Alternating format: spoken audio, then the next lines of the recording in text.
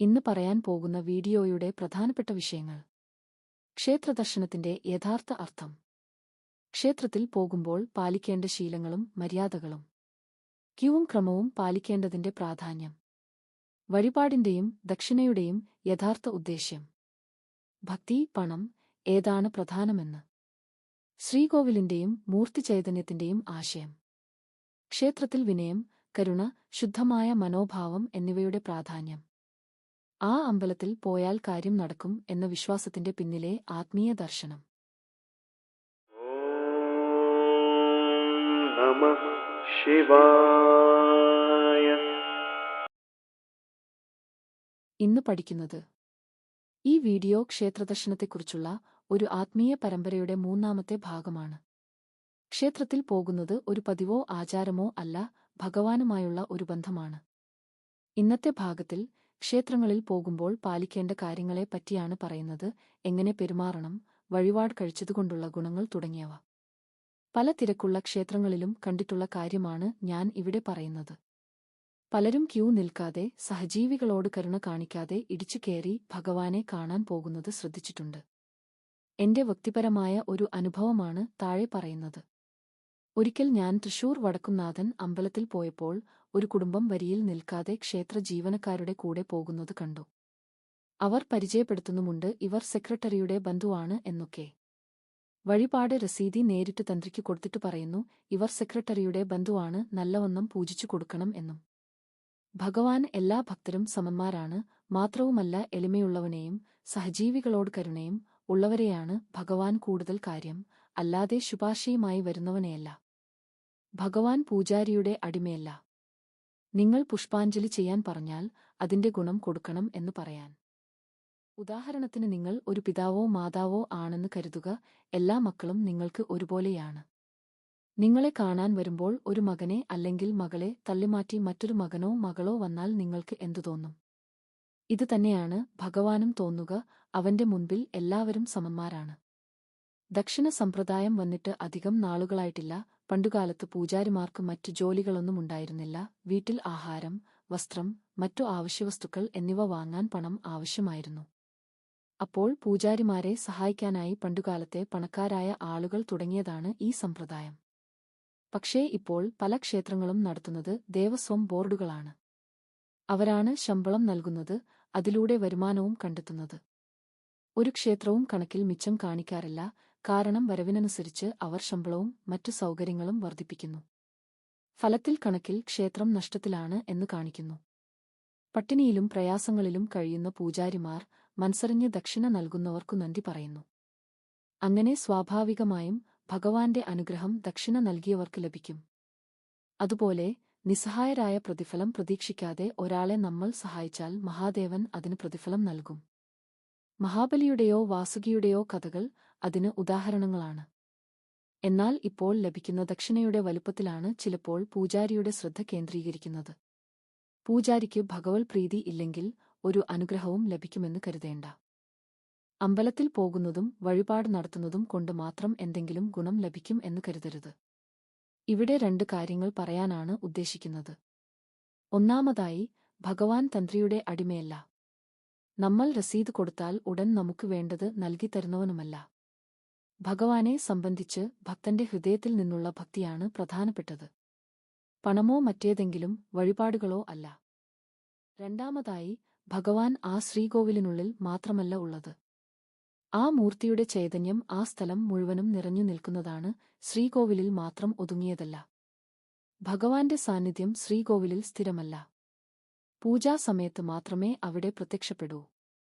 തീകൊണ്ട് അല്ല, മറിച്ച് മന്ത്രോച്ചാരണം, ഭക്തി എന്നിവ പൂർണ്ണമായാൽ മാത്രമേ ഭഗവാന്റെ സാന്നിധ്യം ശ്രീകോവിലിൽ ഉണ്ടാകൂ.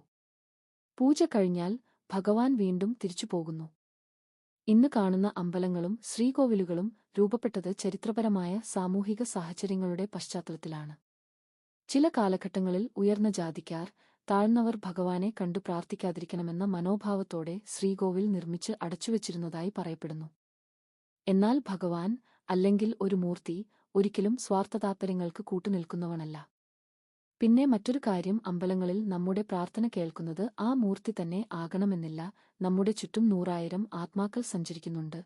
അവരിൽ പലരും അമ്പലങ്ങളിൽ കാണാം. ചിലപ്പോൾ കുറച്ചുനാൾ അല്ലെങ്കിൽ വർഷങ്ങളോളം അവർ ഒരുപക്ഷേ ക്ഷേത്രത്തൂണുകളിലോ കല്ലുകളിലോ താമസിക്കും. ആത്മാക്കൾ അവിടെ ഭഗവാനെ പ്രാർത്ഥിക്കുകയും ഭക്തരെ അനുഗ്രഹിക്കുകയും ചെയ്യും. ക്ഷേത്രങ്ങളിൽ ചെല്ലുമ്പോൾ വിനയം പാലിക്കണം, മറ്റുള്ള ഭക്തന്മാരോട് കരുണ കാണിക്കണം. നമ്മൾ ഇടിച്ചു കയറിച്ചെന്ന് എടുക്കാൻ അവിടെ ഒന്നും വച്ചിട്ടില്ല.